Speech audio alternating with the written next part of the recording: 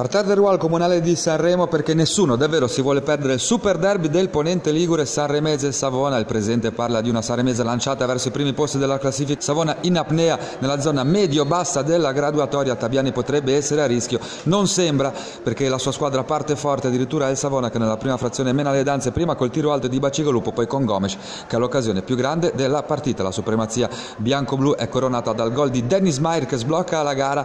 L'ex giocatore della Caronese rientra sul sinistro e fredda Belussi con una conclusione perentoria e chirurgica. Perentoria e poco chirurgica, ma di potenza invece è il pareggio di Pippo Scalzi che arriva al 49esimo minuto del primo tempo, una bordata letteralmente col sinistro che riequilibra le sorti del derby e potrebbe addirittura cambiare la stagione degli uomini di Calabria. Nella ripresa infatti la Sanremese ci prova a più riprese, ci prova soprattutto il capocannoniere del campionato Lauria con una punizione che non scende. Il gol partita lo realizza però sempre lui, Lo Bosco, che con una rete da centro boa si gira in aria e fa volare la Sanremese al primo posto in classifica. È crisi nera per il Savona.